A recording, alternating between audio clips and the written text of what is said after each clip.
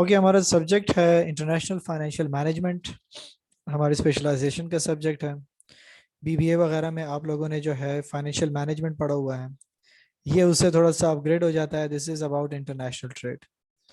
जब हम जो है वहाँ पे फाइनेंशियल मैनेजमेंट पढ़ते थे तो हम उसमें जो है अपने लोकल बिजनेसेस और उसके बारे में बात करते थे। लेकिन जब हम इंटरनेशनल का जिक्र करते हैं तो इट मीन्स कि we are going outside the boundaries. तो आउटसाइड जाने से पहले थोड़ा सा हम दोबारा ओवरव्यू कर लें कि हमने फाइनेंशियल मैनेजमेंट में क्या पढ़ा था और फाइनेंशियल मैनेजमेंट क्या होती है। तो उसलिए थोड़ा सा मैं उसका ओवरव्यू फर्स्ट देना चाहूँगा। पहले हम देखेंगे थोड़ा सा फाइनेंस को। ठीक है, फाइनेंशियल फाइनेंस से निकला हुआ है। फाइनेंस क्या कहता है? Finance is basically about acquiring and allocating what resources और फंड्स। कि फाइनेंस आपका किस चीज़ के बारे में होता है। जब भी हम फाइनेंस की डेफिनेशन देखें तो फाइनेंस आपके पास जो है किस चीज़ का काम करता है। कहता है कि जी फंड्स कहाँ से बिजनेस में आएंगे और वो कहाँ पे एलोकेट होंगे, हमने उन पैसों को कहाँ पे इस्तेमाल करना है। यहाँ पे स्टूडेंट जो है थोड़ा सा कंफ्यूज हो जाते हैं। हम कहते हैं कि अगर फाइनेंस का काम जो है पैसों के साथ हो जाता है तो फिर व्हाट इज अबाउट अकाउंटिंग, हम अकाउंटिंग में क्या करते हैं। ठीक है, कि वो फिर किस चीज़ के लिए होता है। वो भी तो हम जो है स्टेटमेंट्स बना रहे होते हैं, उसमें भी तो हम इन चीज़ों को देख रहे होते हैं। तो अकाउंटिंग की अगर डेफिनेशन आपको याद हो तो उसमें हम कहते हैं कि हम वहां पे रिकॉर्डिंग करते हैं। Recording, summarising, recording, classifying, summarising and interpreting. Interpreting daily transaction या ट्रांजैक्शंस, कि हमारे डेली रूटीन में जो काम चल रहे होते हैं। कभी हम जो है कुछ चीज़ खरीद रहे होते हैं, कुछ बेच रहे होते हैं, कभी हम मुनाफा कमा रहे होते हैं, कभी जो है लॉसेस वगैरह होते हैं। वो सारे की सारी चीज़ें हम क्या कर रहे होते हैं, रिकॉर्ड कर रहे होते हैं। ठीक है, और उस रिकॉर्डिंग को हम क्या करते हैं कि हम जो है अकाउंटिंग के तौर पे जो है या अकाउंटिंग की स्टेटमेंट्स में हम उसको पुट करते हैं और उसको प्रॉपर तरीके से एलोकेट करते हैं कि जी कौन सा काम हो रहा है, कौन सा नहीं हो रहा, कैसे हो रहा है। ठीक है, लेट से आपने जो है अकाउंटिंग में बैलेंस शीट पढ़ी होगी। बैलेंस शीट जब आप बनाते हो तो वहां पे क्या होता है, एक साइड पे आपके एसेट्स हो जाते हैं, एक साइड पे आपकी लाइबिलिटीज एंड ओनर्स इक्विटी आ जाता है। कि आपके जो है बिजनेस में कितनी चीजें मौजूद हैं एसेट्स की सूरत में, कितने आपके जो है ना कर्जे से आए थे ये एसेट्स, कितने आपने अपने पैसे लगाए थे और उसको खरीदा था। और हम उसके लिए कहते हैं कि इन दोनों को जो है इक्वल आना चाहिए। इक्वल आना क्यों चाहिए? क्योंकि अगर आपने जो है 20,000 रुपए के एसेट्स खरीदे हुए हैं तो वो तो किसी ना किसी सोर्स से तो आए होंगे। तो हो सकता है कि 10,000 आपने वो कर्जे से लिए हो, 10,000 आपने क्या किए थे, अपनी जेब से दिए थे। तो जब वो दोनों आपके जो है जमा हो जाते हैं तो हम कहते हैं कि ये हमारे पास क्या हो गया, 20,000 के एसेट्स पड़े हुए हैं हमारे पास बिजनेस में। अब इसका सवाल जो है जो अराइज होता है वो ये है कि ये जो 20,000 हमने लगाए एसेट्स में और हमने ये कहा कि 10,000 मैं जेब से लगाऊंगा, 10,000 मैं क्या करूंगा कि जो है मैं ओनर्स इक्विटी अपने पैसे लगाऊंगा, 10,000 मैं कर्जा लेके करूंगा। ये डिसीजन मेकिंग हमारा बेसिकली फाइनेंस है कि मैंने पैसे जो है कर्जा लेने हैं, मैंने जो है पैसे क्या करने हैं, अपनी जेब से पुट करने हैं। इसका फैसला हम क्या करते हैं, हम यहाँ पे फाइनेंस में करते हैं। और जब हम फाइनेंस में इस चीज का जिक्र करते हैं कि पैसे कहाँ से आएंगे, कहाँ जाएंगे, ठीक हो गया, तो उसके साथ हमें उसके मैनेजमेंट भी करनी होगी। और मैनेजमेंट की अगर डेफिनेशन हम देखें तो उसके जो है फंक्शंस क्या होते हैं। कहता है planning, organising, leading and controlling. कि आपने क्या करना है कि इन पैसों को जो आपने जो है ले लिए हैं, ठीक है, कहीं से आपने कर्जा ले लिया, आपने जो है खुद अपनी जेब से पैसे लगा दिए। अब उसकी एलोकेशन आपने जो है क्या करना होगा, उसके लिए सोचना होगा, उसके लिए प्रॉपर प्लान करना होगा कि ये पैसे मैं कहाँ पे लगाऊं। इससे मैं गाड़ी खरीदूं, इससे मैं जो है बिल्डिंग खरीदूं, ठीक है, कि कार खरीदूं ऑफिस के लिए, बिल्डिंग खरीदूं, मैं जो है क्या करूं, फर्नीचर खरीदूं ऑफिस के लिए, क्या चीज मैंने इससे परचेज करनी है। और जब मैंने क्या कर लिया, उसको परचेज कर दिया, तो अब मैं तरतीब दूंगा इन तमाम कामों को, जिसको हम ऑर्गेनाइजिंग कहते हैं। कि पहले मैं क्या लूं, कार लूं, फिर मैंने क्या करना है, दूसरे नंबर पे फर्नीचर खरीदना है क्योंकि वो ज़्यादा खराब हो चुका है ऑफिस का, तीसरे नंबर पे फिर मैं अपनी एक बिल्डिंग का सोचूंगा। ये तमाम के तमाम रिसोर्सेज को हमारा ऑर्गेनाइज करना है, और फिर इस सब प्लान्स को हमने क्या करना होता है, प्रैक्टिकली लेकर जाना होता है, जिसको हम कहते हैं लीडिंग। और जब हमने तमाम की तमाम चीजों को उसी तरीके से पैटर्न से लेकर चले गए, तो यहां पे हमारे पास एक इंपॉर्टेंट फैक्टर आ जाता है, दैट इज कंट्रोलिंग। कि अब हमने प्लान तो बना लिया, हमने बजट बना लिया, हमने सब कुछ डिसाइड कर लिया कि ये चीजें खरीदेंगे, इस टाइम पे खरीदेंगे, लेकिन अब हमारे पास हर एक प्लान 100% कंप्लीटली अप्लाई नहीं होता, कुछ ना कुछ बंदे से मिस हो जाता है, या कहीं पे ऐसे मसला आ जाता है कि वो फिजिबल नहीं होता। तो हम क्या करेंगे, उसको कंट्रोल करेंगे, मॉनिटर करेंगे, और अगर वो चीज जो है किसी को इशू होगा, वो उसको जो है प्रॉपर तरीके से इंप्लीमेंट नहीं कर पा रहा, तो हम उसको गाइड करेंगे कि हमने ये जो प्लान बनाया था, इसके अकॉर्डिंगली हम ये सारा का सारा काम कैसे परफॉर्म करेंगे। हमने कहा कि आपने क्या करना है कि इन चीजों को प्रॉपर तरीके से जो है आपने मॉनिटर करना होता है, कि आपके जो है जो प्लान्स बनाए गए थे वो प्रॉपर तरीके से फुलफिल हो रहे हैं कि नहीं हो रहे हैं। फिर हम कहते हैं कि फाइनेंशियल मैनेजमेंट में हम जो है, जब हमने कहा कि एलोकेशन कर रहे हैं हम, ठीक है, और एक्वायरिंग कर रहे हैं, और उसके साथ साथ हमने इन दोनों को मैनेज करना है, तो हम कहते हैं कि यहाँ पे फाइनेंशियल मैनेजमेंट में हम जो है 3 किस्म के डिसीजंस लेते हैं। फाइनेंशियल मैनेजमेंट हम जो है डिसीजंस करते हैं, इसमें कितने किस्म के होते हैं, 1 2 3 किस्म के डिसीजंस लेते हैं। कौन कौन से डिसीजन हमारे पास होंगे, first one is about financing, second one is about investment, ठीक है, या investment, and then we say that financing, then we have investing, and third we have dividend.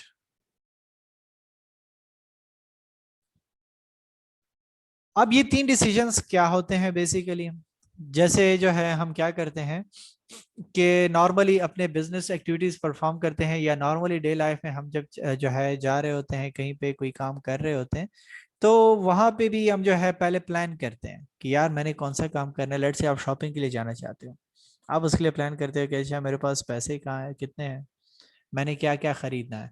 Without plan तो आप वहां पे भी नहीं जाते।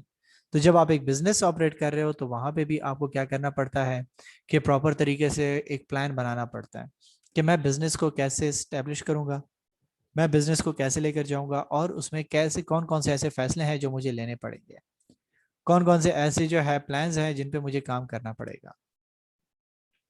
तो इसीलिए हम क्या करते हैं कि इसको जो है कोई जो है इसको हमारे पास जो है ये जो फाइनेंसिंग डिसीजन है, इसको कैपिटल स्ट्रक्चर डिसीजन भी कहता है, ठीक है, कैपिटल स्ट्रक्चर डिसीजन। इन्वेस्टिंग को कोई जो है इन्वेस्टमेंट भी कहता है, कोई जो है इसको लॉन्ग टर्म भी कहता है, क्योंकि कहीं और देख लेंगे आप तो कहेंगे कि जी ये तो लॉन्ग टर्म हमें बताया गया था या पढ़ा हुआ है आपने ऑलरेडी, ठीक है। कोई इसको जो है कैपिटल बजटिंग के साथ भी एसोसिएट करता है कि उसका डिसीजन मेकिंग हम करते हैं,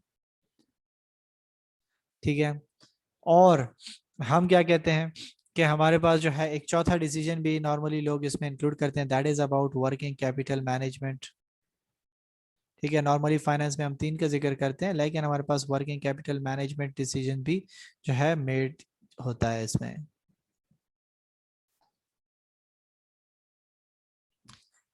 अब पहली चीज अगर हम देखें तो हमारे पास आ जाता है इन्वेस्टमेंट डिसीजन, ठीक है। इन्वेस्टमेंट डिसीजन आपके किस चीज के बारे में है, पहले हम इससे स्टार्ट लेते हैं कि आप क्या करते हो कि बिजनेस स्टार्ट करते हो, तो अब डायरेक्टली ऐसे थोड़ी ना होता है कि आपने पैसे लिए और आपने जो है बिजनेस में पुट कर दिया और बस शुरू हो गए। या आप गए वहां पे, आपने कहा कि जी चले मैं अपने लिए एक दुकान खोलता हूँ, दुकानदार के पास गए कि जी, या जो है वो ऑनर के पास गए, उसको कहा कि जी मुझे ये दुकान चाहिए, और वो आपको कहते हैं कि जी ये तो इसका किराया जो है 1 करोड़ रुपए है। आप वापस घर आ जाओ, कहो यार ये तो कारोबार मैं नहीं करता क्योंकि मेरे पास तो 1 करोड़ रुपए नहीं है। सो इससे पहले हमें क्या करना पड़ता है कि हम जो है थोड़ा सा इसके बारे में डिसीजन लें कि मैंने पैसे कहाँ पे लगाने हैं, मैंने जो है पैसे कहाँ पे पुट करने हैं। क्योंकि आप क्या कर रहे हो कि सिर्फ एक छोटे से 10,000 या 20,000 रुपए की चीज परचेज नहीं कर रहे, बल्कि आप एक बिजनेस स्टार्ट कर रहे हो। जब आप एक बिजनेस स्टार्ट कर रहे हो तो आपकी जो है जो लॉन्ग टर्म डिसीजंस होते हैं या लॉन्ग टर्म इन्वेस्टमेंट जब आप करते हो, तो वो इतना इजीली रिवर्सेबल नहीं होता। कि लेट से आपने बिल्डिंग खरीदनी है, ठीक है, तो बिल्डिंग जो है अब आपके पास एक ऐसी चीज है कि जो लॉन्ग टर्म के लिए है। हमने क्या कहा कि हम जो है इस चीज को थोड़ा सा एनालाइज करते हैं, हम जो है इस चीज को देखते हैं कि हमने जो है डिसीजन मेकिंग कैसे करनी है। ठीक है, अब किस चीज के बारे में हमने इन्वेस्टमेंट करना है, इन्वेस्टमेंट की डिसीजन हमारे पास कैसे होगी। कि हमने जो है कहा कि बिल्डिंग है, अब एक बिल्डिंग आप खरीद रहे हो, तो अब वो जो है आप उसके लिए ऐसे नहीं है कि आप डायरेक्ट जाओ और परचेज कर लो, बल्कि वहां पे आपके एक ह्यूज अमाउंट जो है ब्लॉक होगी। जब ह्यूज अमाउंट आपकी ब्लॉक होगी तो आप उसके लिए प्रॉपर तरीके से पहले पूछोगे, इंफॉर्मेशन गेन करोगे, फिर देखोगे कि जी जो है मुझे कौन सी सूटेबल प्लेस पे इसको ख़रीदना चाहिए। और फिर जब आप इसको परचेज कर लेते हो वंस, तो वो इतना ईजिली जो है ना रिवर्सेबल नहीं होता। कि अभी आपने बिल्डिंग खरीद ली और उस बंदे के पास जाओ यार मुझे तो नहीं चाहिए, वो कहेगा क्यों नहीं चाहिए। आप कहोगे बस यार मुझे जो है अभी ध्यान आया या जहन में आया कि यार इस बिल्डिंग की मुझे ज़रूरत नहीं है, वो कहेगा ठीक है इतनी कटिंग के साथ मैं इतने का ले लूंगा आपसे। अब उसमें लॉस भी आपका जो है बहुत बड़ा होगा। वो सिर्फ 1,000 2,000 रुपए का नहीं होगा कि वो कहेगा कि चलो 10 लाख की लिया था, मुझे जो है 2,000 रुपए इसमें से कम दे दो मैं आपसे वापस लेता हूँ। बल्कि वो आपको लाखों का वो जो है कम करके देगा अमाउंट। तो जब आपके पास जो है एक चीज़ इतनी सेंसिटिव होती है तो हम उसके लिए क्या करते हैं, प्रॉपर तरीके से प्लानिंग करते हैं। हम उसके लिए जो है इसलिए कहते हैं कि हम कैपिटल बजटिंग करते हैं, कि हम वहाँ पे फंड्स को कैसे एलोकेट करेंगे, कैसे हम वहाँ पे रिसोर्सेज यूटिलाइज करेंगे। और फिर जब हम एक चीज़ बिजनेस को स्टार्ट कर दिया तो वहाँ से हम कितना कमाएंगे, कितने अरसे में हमारी अर्निंग स्टार्ट होंगी, ये सारी की सारी बातें हम सोचते हैं। सेकंड हमारे पास आ जाता है फाइनेंसिंग डिसीजंस। फाइनेंसिंग डिसीजन हमारे पास क्या है कि आप जो है कैसे बिजनेस में पैसे लगाओगे, how funds are invested in different assets. कि आप बिजनेस के जो एसेट्स खरीदते हो, बिल्डिंग खरीदते हो, लैंड खरीदते हो, फर्नीचर खरीदते हो, ये सारे के सारे चीज़ें आप कैसे परचेज करते हो।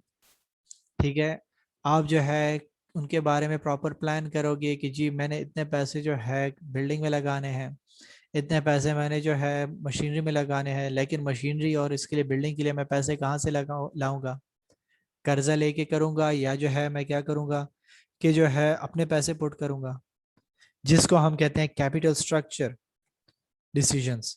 कैपिटल स्ट्रक्चर से मुराद हमारा क्या होता है कि आपके बिजनेस में कितना डेट होगा, कितनी इक्विटी होगी, जिसको हम डेट टू इक्विटी रेशियो भी कहते हैं।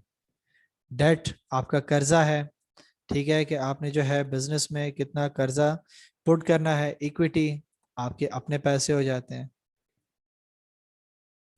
ठीक है, अपने या मालिक के पैसे, अपनी मलकियत। ठीक है, कि आपकी अपनी जो प्रॉपर्टी है आप उसमें जो है वो बेच के पैसे बिजनेस में लगाते हो, क्योंकि जब बिजनेस स्टार्ट करते हो, ठीक है, तो वो अपने पैसों से ही मोस्टली लोग स्टार्ट करते हैं। हमारे यहाँ देख लें तो लोग हेजिटेट करते हैं कि मैंने बैंक से लोन नहीं लेना, मैंने अपने पैसे ही वहां पे सारे के सारे लगाने हैं। तो वो जो है जब अपने पैसे बिजनेस में लगाता है तो वो भी एक अच्छी बात है कि आप अपने बिजनेस को अपने पैसों से स्टार्ट कर रहे हो।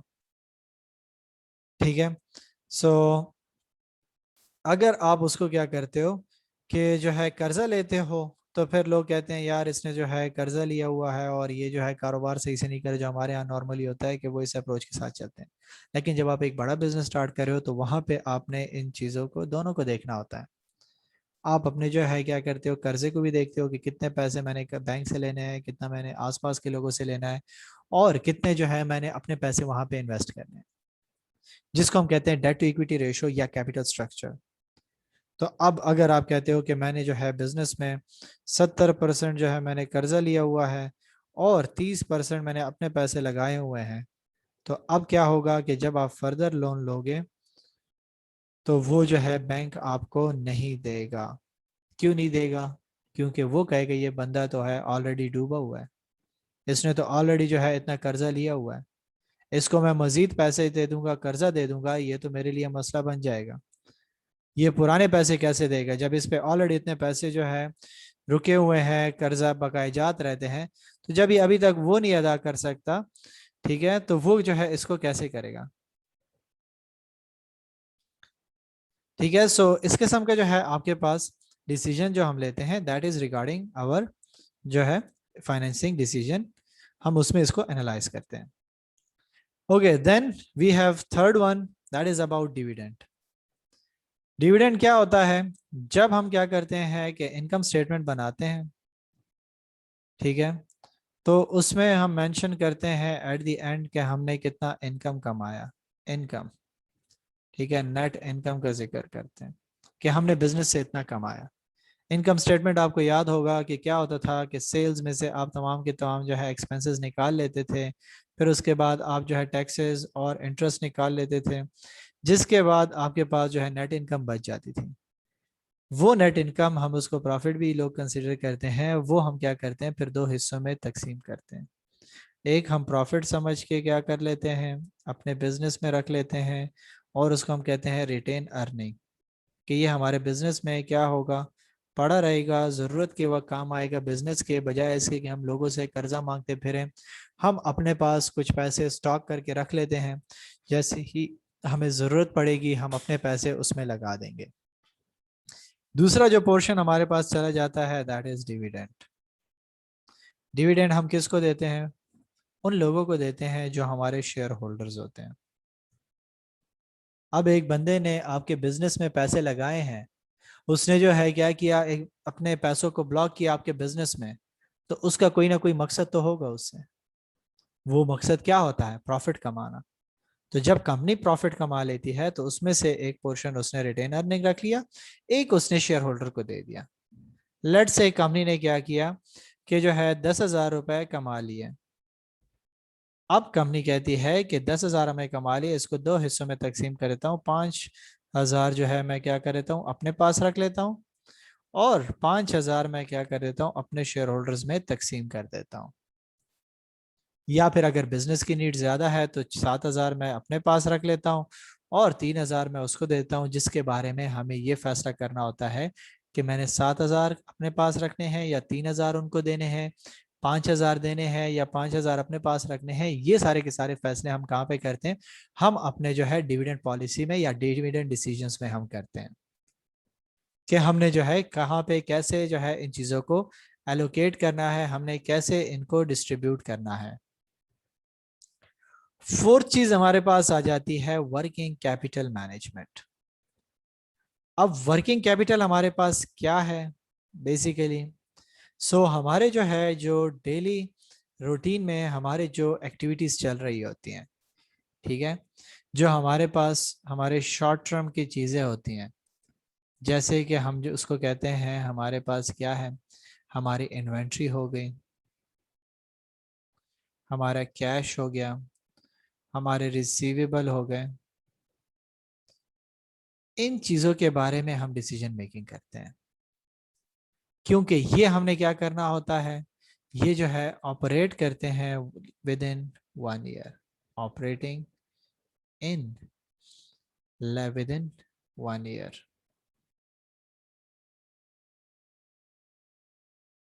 कि आपने एक साल के अंदर अंदर ये तमाम के तमाम फैसले करने होते हैं। अगर आपको बैलेंस शीट क्लियर है तो फिर आपको ये इजीली समझ आएगा कि बैलेंस शीट में, जहां पे मैंने आपको जो है बनाकर दे दिया बैलेंस शीट में, कि एक साइड पे एसेट्स है, एक साइड पे लाइबिलिटीज है, ओनर्स इक्विटी है। एसेट्स आपके किस चीज में होता है? दो हिस्सों में होता है, एक करंट एसेट्स होते हैं, एक आपके जो है फिक्स्ड एसेट होते हैं। करंट एसेट वो एसेट हैं जो एक साल के अंदर अंदर इजीली कैश में कन्वर्ट हो जाते हैं। जैसे आपके पास कैश पैसे पड़े हुए हैं, ले जाओ बिजनेस के इस्तेमाल कर लो। आपका कर्जा आपने एक बंदे को दिया था 1 साल से कम ड्यूरेशन के लिए, that is your account receivable. आपकी इन्वेंट्री है, आपके बिजनेस में सामान मौजूद है, आप उसको एनी टाइम सेल आउट कर सकते हो, आपके पास पैसे आ सकते हैं। फिक्स्ड एसेट कौन से होते हैं? वो होते हैं जैसे आपकी बिल्डिंग हो जाती है, लैंड हो जाती है, आपके जो है मशीनरी वगैरह हो जाती है, जिसको टाइम लगता है सेल करने में भी, और उस पर आपके कैश भी बहुत ज्यादा बंद होता है। जहां पे हम लाइबिलिटीज का जिक्र कर लें तो लाइबिलिटीज आपके पास दो हो जाती हैं, एक करंट लाइबिलिटी हो जाती है, एक आपके पास जो है फिक्स्ड लाइबिलिटी हो जाती है या लॉन्ग टर्म लाइबिलिटी हो जाती है। करंट लाइबिलिटी आपकी क्या है? सेम एज इट इज जैसे हमारे करंट एसेट्स है। करंट लाइबिलिटीज वो है कि जो हम कर्जा लेते हैं शॉर्ट टर्म के लिए, 1 साल से कम दौरानी के लिए हम लोगों से कर्जा लेते हैं, that is known as current liabilities, जिसमें हम अकाउंट्स पेबल वगैरह का जिक्र करते हैं। फिक्स्ड या लॉन्ग टर्म लाइबिलिटीज कौन सी होती हैं? जो हम बैंक से कर्जा लेते हैं। बैंक आपको 1 महीने 2 महीने के लिए, 1 हफ्ते के लिए कर्जा नहीं देगा, बल्कि वो ईयर्स बेसिस पे देगा आपको। 2 साल के लिए, 3 साल के लिए, 4 साल के लिए आपको कर्जा देगा। तो वो उस लिहाज से चलता है। फिर हमारे पास जो है ओनर्स इक्विटी आ जाता है, जिसमें हमारे जो है हम कहते हैं कि हमारा जो है कैपिटल वगैरह उसमें आ जाता है, कैपिटल और ड्राइंग आ जाती है। हम बेसिकली किस चीज के बारे में बात कर रहे हैं? जब हम वर्किंग कैपिटल मैनेजमेंट की बात करें, हम इसके बारे में बात कर रहे हैं। हम जो है इसके बारे में बात कर रहे हैं कि हमारे जो है जो करंट एसेट्स हैं, लाइबिलिटीज हैं, वो बिजनेस में कैसे चलती रहेंगी। क्योंकि आपका बिजनेस तो नॉन स्टॉप है, डेली रूटीन में उसकी जो है एक्टिविटीज चलती रहती हैं, उसकी जो है ऑपरेशंस चलते रहते हैं। जब उसके ऑपरेशंस चलते रहते हैं तो उसको जो है रोज़ाना के हिसाब से सामान बेचना होगा, सामान लाना होगा, उसको जो है अपने एक्सपेंसेस पूरे करने होंगे, उसको ये तमाम एक्टिविटीज़ चलानी पड़ेंगी। तो इनको हम क्या कहते हैं? Working capital management decisions. कि हमारे पास कितना सामान इन्वेंट्री मौजूद होना चाहिए जिसको हमने सेल आउट करना है, कितनी इन्वेंट्री हमारे पास जो है मौजूद होनी चाहिए कि हम जो है अपने एक्सपेंसेस को कम कर सकें, कितने हमने लोगों को कर्जे पे सामान देना है, हमने जो है ये पैसे कहाँ से जनरेट करने हैं कि मुझे जो है कर्जा मिल जाए शॉर्ट टर्म के लिए, मुझे जो है इतनी इन्वेंट्री मेरे पास पड़ी हो कि मेरे जो है पॉलिस जो सामान है या गोदाम और उसके एक्स्ट्रा खर्चे मुझ पर ना आए। तो ये सारे के सारे जो है हम क्या करते हैं? हम फाइनेंशियल मैनेजमेंट में डिसीजंस लेते हैं।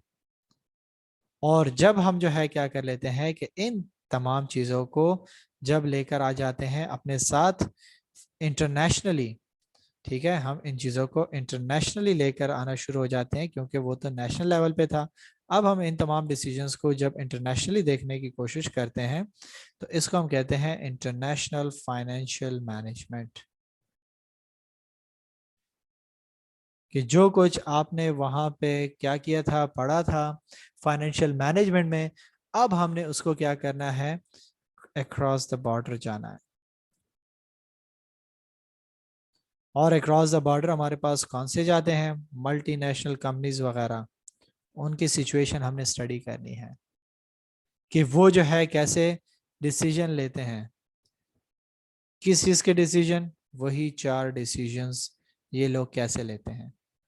वर्किंग कैपिटल, ठीक हो गया, working capital management, financing decisions, उसके बाद हमने कहा इन्वेस्टमेंट डिसीजंस, और हमने क्या कहा? हमारे पास हमारा जो है क्या जो है फाइनेंसिंग डिसीजन आ जाता है, इन्वेस्टमेंट डिसीजन आ जाता है, और डिविडेंड डिसीजंस, कि ये डिसीजंस हमने बाहर कंट्रीज के अकॉर्डिंगली कैसे लेने होंगे, हमने जो है ये तमाम की तमाम एक्टिविटीज कैसे परफॉर्म करनी होगी।